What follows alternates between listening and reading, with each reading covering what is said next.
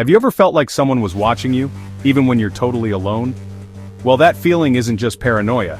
Today, I'm digging into the secret history of surveillance tech, from the crackly days of wiretaps all the way to the smartwatches we wear every day.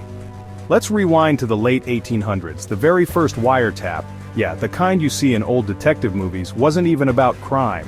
It started with the telephone, when people realized they could eavesdrop on conversations by physically connecting to the wires. It set the stage for a whole new world of listening in. Law enforcement caught on quickly. By the 1920s, police were using wiretaps to bust bootleggers during Prohibition. Suddenly, privacy was something you couldn't take for granted. Now, fast forward a few decades, World War II.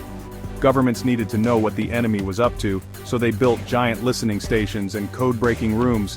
Think of those rooms packed with clacking typewriters and spinning tape reels. This was surveillance at industrial scale. And after the war, things only got bigger. The Cold War saw the rise of spy satellites, literal eyes in the sky, snapping photos from orbit and picking up radio signals halfway across the planet. But it wasn't just governments. In the 1970s and 80s, surveillance got personal. Home security systems showed up, and private detectives started using tiny microphones and camcorders. Suddenly, it wasn't only spies doing the spying, anyone with the right gear could listen in or peek around corners. Then came the internet. The 1990s kicked off a whole new era of digital surveillance. Emails, instant messages, and later social media.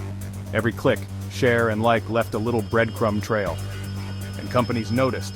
Advertisers started tracking what you browsed, what you bought, and even how long you stared at an ad. By the 2000s, surveillance went from something you did in secret to something you carried in your pocket.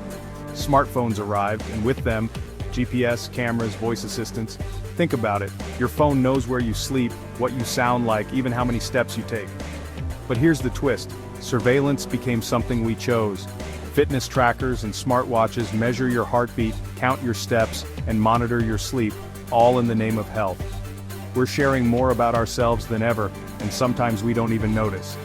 So what's next? AI-powered cameras, facial recognition, and even smart home devices that listen for the sound of breaking glass. Surveillance has gone from a secret game of cat and mouse to an open everyday part of life. Now, I'm not here to say it's all doom and gloom. Surveillance tech can keep us safe, help us find lost pets, or even unlock our phones with a smile. But it's wise to pause and think. Who's watching and why? From the first wiretap to the smartwatch on your wrist, the story of surveillance is really the story of us, our fears, our hopes, and our endless curiosity. Thanks for joining me on this journey. Stay aware, stay curious, and I'll see you in the next one.